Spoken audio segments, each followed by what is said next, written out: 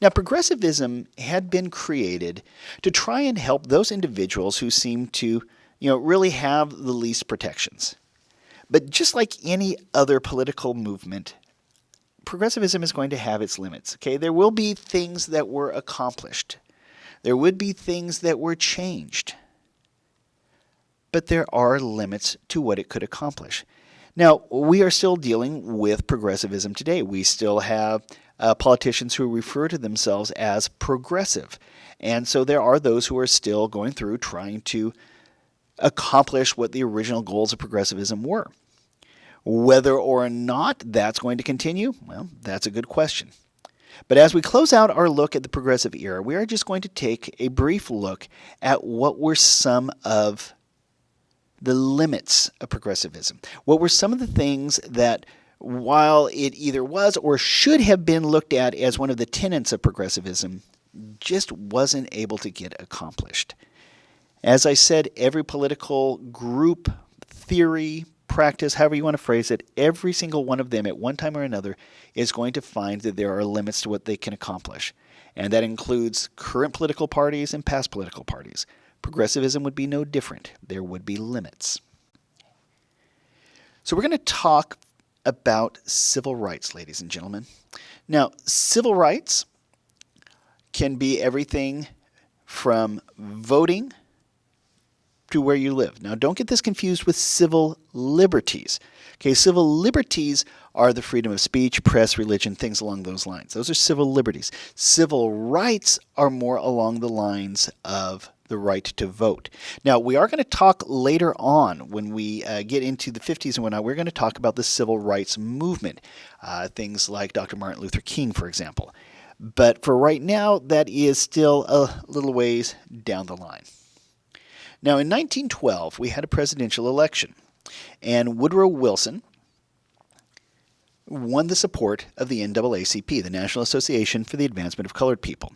And so you have Wilson, a Democrat, getting the support of this organization, trying to really help propel him into the White House with, if nothing else, the theory, the hope, the plan, however you want to phrase it, that he is going to do more good for African American citizens in the United States than any of his predecessors had. Once he was president, however, he opposed federal laws against lynching.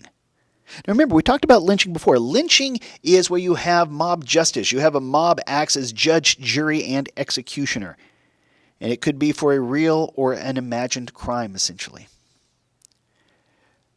Wilson did not support a federal law against lynching. He said that it was essentially a state issue.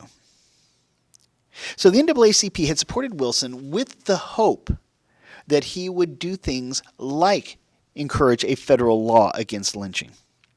They were disappointed when he said it was a state issue. Because you think about it, you have different states, especially in the South, where lynching was unfortunately a common occurrence.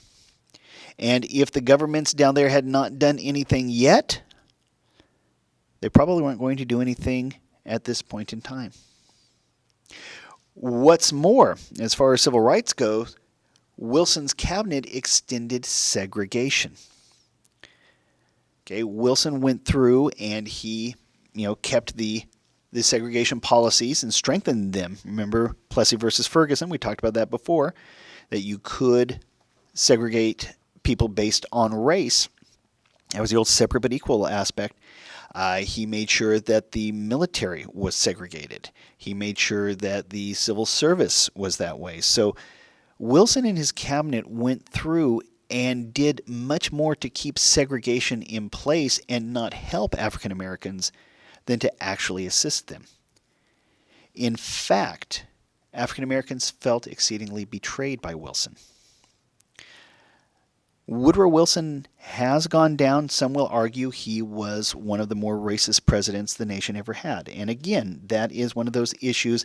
I leave that up to you. If you want to do the research, it's up to you to come up with your own conclusion. But the NAACP, for example, and the African Americans at that time felt betrayed by Wilson. They had given him their support. They had gone through and helped him when he was in need to win the presidency. And then once he was there, he really didn't do anything to help. Progressivism, just like any other political party, does have limits. While there are high expectations, while there are high goals, while there are lofty ambitions, sometimes they fall short. And that could be true of any political party or any political movement. And progressivism was no different.